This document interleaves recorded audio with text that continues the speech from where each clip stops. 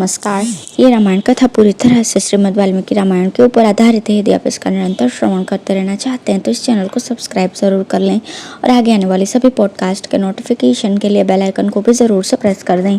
अब हम सुनेंगे भरत के द्वारा अयोध्या की दुरवस्था का दर्शन तथा अंतःपुर में प्रवेश करके भरत का दुखी होना। इसके पश्चात प्रभावशाली महायशस्वी भरत ने स्निग्ध गंभीर घर घर घोष से युक्त रथ के द्वारा यात्रा करके शीघ्र ही अयोध्या में प्रवेश किया। उस समय वहां बिलाव और उल्लू विचर रहे थे। घरों के किवाड़ बंद थे। सारे नगर में अंधकार छा रहा था। प्रकाश न होने के कारण वो पूरी कृष्ण पक्ष की काली रात्रि के समान जान पड़ती थी। जैसे चंद्रमा की प्रिय पत्नी और अपनी शोभा से प्रकाशित कांति वाली रोहिणी उदित हुए राहु नामक ग्रह के द्वारा अपने पति के ग्रस लिए जाने पर अकेली असहाय हो जाती है, उसी प्रकार दिव्य ऐश्वर्य से प्रकाशित होने वाली अयोध्या राजा के काल कवलित हो जाने के कारण पीड़ित एवं असहाय हो रही थी। वह पूरी उस पर्वतीय नदी की भांति कृशकाय दिखाई देती थी, जिसका जल सूर्य की किरणों से तपकर कुछ गर्म और गंदला हो रहा हो, जिसके पक्षी धूप से संतप्त होकर भाग गए हों तथा जिनके मीन मत्स्य और ग्राह गहरे जल में छिप गए हों। वहाँ के व्यापारी वणिक शोक से व्याकुल होने के कारण किंग कर्तव्य में मुड हो गए थे। बाजार हाट और दुकानें बहुत कम खुली थीं। उस समय सारी पूरी उस आकाश की भांति शोभाहीन हो गई थी जहाँ बादलों की घटाएं घिराई हो और तारे तथा चंद्रमा ढक गए हों। रथ पर बैठे हुए श्रीमान दशरथ नंदन भरत ने उस समय श्रेष्ठ रथ का संचालन करने वाले सारथी सुमंत्र से इस प्रकार कहा, अब अयोध्या में पहले की भांति सब और फैला हुआ गाने बजाने का गंभीर नाद सुनाई नहीं पड़ता। यह कितने कष्ट की बात है। अब चारों ओर वारुणी की मादक गंध, व्याप्त हुए फूलों की सुगंध तथा चंदन और अगुरु की पवित्र गंध नहीं फैल रही। अच्छी अच्छी सवारियों की आवाज, घोड़ों के हिसने का सुस्निग्ध शब्द, मत वाले हाथियों का चिंगाड़ना तथा रथों की घरघराहट का महान शब्द, ये सब सुनाई नहीं देता। श्री रामचंद्र जी के निर्वासित होने के कारण ही इस पुरी में इस समय इन सब प्रकार के शब्दों का श्रवण नहीं हो रहा। श्री राम के चले जाने से यहाँ के तरुण बहुत ही संतप्त हैं। वे चंदन और अगुरु की सुगंध का सेवन नहीं करते तथा बहुमूल्य वनमालाएं भी नहीं धारण करते। अब इस पुरी के लोग विचित्र फूलों के हार पहनकर बाहर घूमने के लिए नहीं निकलते। श्री राम के शोक से पीड़ित हुए इस नगर में अब नाना प्रकार के उत्सव नहीं हो रहे। निश्चय ही इस पुरी की वो सारी शोभा मेरे ज्येष्ठ भ्राता के साथ ही चली गई। जैसे वेग युक्त वर्षा के कारण शुक्ल पक्ष की चांदनी रात भी शोभा नहीं पाती, उस प्रकार नेत्रों से आंसू बहाती हुई ये अयोध्या भी शोभित नहीं हो रही। अब कब मेरे भाई महोत्सव की भांति अयोध्या में पधारेंगे और ग्रीष्म ऋतु में प्रकट हुए मेघ की भांति सबके हृदय में हर्ष का संचार होगा। अब अयोध्या की बड़ी बड़ी सड़कें हर्ष से उछल कर चलते हुए मनोहर वेशधारी तरुणों के शुभागमन से शोभा नहीं पा रही। इस प्रकार सारथी के साथ बातचीत करते हुए दुखी भरत उस समय सिंह से रहित गुफा की भांति राजा दशरथ से हीन पिता के निवास स्थान राजमहल में गए। जैसे सूर्य के छिप जाने से दिन की शोभा नष्ट हो जाती है और देवता शोक करने लगते हैं, उसी प्रकार उस समय वो अंतःपुर शोभाहीन हो गया था और वहाँ के लोग शोकमग्न थे। उसे सब ओर से स्वच्छता और सजावट से हीन देखकर भरत धैर्यवान होने पर भी अत्यंत दुखी होकर आंसू बहाने लगे। अब है भरत का नंदीग्राम में जाकर श्री राम की चरण पादुकाओं को राज्य पर अभिषिक्त करके उन्हें निवेदन पूर्वक राज्य का सब कार्य करना। तदंतर सब माताओं को अयोध्या में रखकर दृढ़ प्रतिज्ञ भरत ने शोक से संतप्त होकर गुरुजनों से इस प्रकार कहा, अब मैं नंदीग्राम को जाऊंगा। इसके लिए आप सब लोगों की आज्ञा चाहता हूँ। वहाँ श्री राम के बिना प्राप्त होने वाले सारे दुख को मैं सहन करूंगा।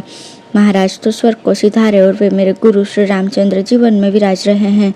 मैं इस राज्य के लिए वहाँ श्री राम की प्रतीक्षा करता रहूंगा, क्योंकि वे महायशस्वी श्री राम ही हमारे राजा हैं। महात्मा भरत का यह शुभ वचन सुनकर सब मंत्री और पुरोहित वशिष्ठ जी बोले, भरत, भ्रातृभक्ति से प्रेरित होकर तुमने जो बात कही है वो बहुत ही प्रशंसनीय है। वास्तव में वो तुम्हारे ही योग्य है। तुम अपने ज्येष्ठ भ्राता के दर्शन के लिए सदा लालायित रहते हो और भाई के ही सौहार्द में संलग्न हो, साथ ही श्रेष्ठ मार्ग पर स्थित हो। अतः कौन पुरुष तुम्हारे विचार का अनुमोदन नहीं करेगा। मंत्रियों का अपनी रुचि के अनुरूप प्रिय वचन सुनकर भरत ने सारथी से कहा, मेरा रथ जोत कर सज्ज किया जाए। फिर उन्होंने प्रसन्न वदन होकर सब माताओं से बातचीत करके जाने की आज्ञा ली। इसके पश्चात शत्रुघ्न के सहित श्रीमान भरत रथ पर सवार हुए। रथ पर आरूढ़ होकर परम प्रसन्न हुए भरत और शत्रुघ्न दोनों भाई मंत्रियों तथा पुरोहितों से घिरकर शीघ्रता पूर्वक वहां से प्रस्थित हुए। आगे आगे वशिष्ठ आदि सभी गुरुजन एवं ब्राह्मण चल रहे थे। उन सब लोगों ने अयोध्या से पूर्वाभिमुख होकर यात्रा की और मार्ग को पकड़ा जो नंदीग्राम की ओर जाता था। भरत के प्रस्थित होने पर हाथी घोड़े और रथों से भरी हुई सारी सेना बिन बुलाए ही उनके पीछे पीछे चल दी और समस्त पुरवासी भी उनके साथ हो लिए। धर्मात्मा भ्रातृवत्सल भरत अपने मस्तक पर भगवान श्री राम की चरण पादुका लिए रथ पर बैठकर बड़ी शीघ्रता से नंदीग्राम की ओर चले। नंदीग्राम में शीघ्र पहुंचकर भरत तुरंत ही रथ से उतर पड़े और गुरुजनों से इस प्रकार बोले, मेरे भ्राताश्री ने ये उत्तम राज्य मुझे धरोहर के रूप में दे दिया है। उनकी ये सुवर्ण विभूषित चरण पादुकाएं ही सबके योगक्षेम का निर्वाह करने वाली हैं। तत्पश्चात भरत ने मस्तक झुकाकर उन चरण पादुकाओं के प्रति उस धरोहर रूप राज्य को समर्पित करके दुख से संतप्त होकर समस्त प्रकृति मंडल से कहा, आप सब लोग इन चरण पादुकाओं के ऊपर छत्र धारण करें। मैं इन्हें आर्य श्री रामचंद्र जी के साक्षात चरण मानता हूँ। मेरे गुरु की इन चरण पादुकाओं से ही इस राज्य में धर्म की स्थापना होगी। मेरे भ्राताश्री ने प्रेम के कारण ही ये धरोहर मुझे सौंपी है, अतः मैं उनके लौटने तक इसकी भलीभांति रक्षा करूंगा। इसके बाद मैं स्वयं इन पादुकाओं को पुनः शीघ्र ही श्री रघुनाथ जी के चरणों से संयुक्त करके इन पादुकाओं से सुशोभित श्री राम के उन युगल चरणों का दर्शन करूंगा।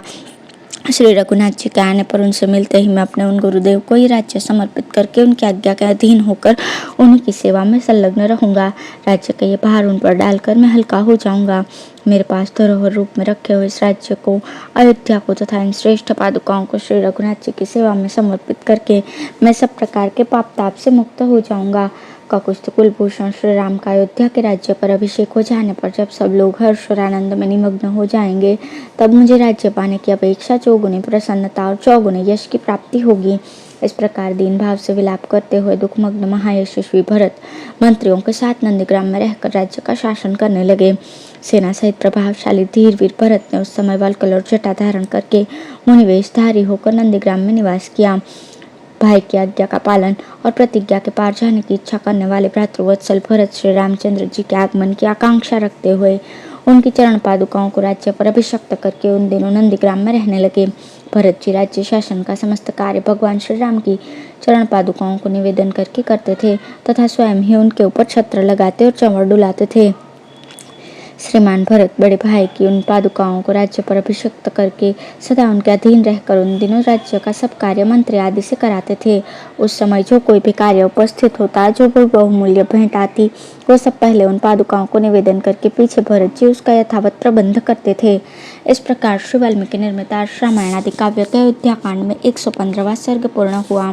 धन्यवाद।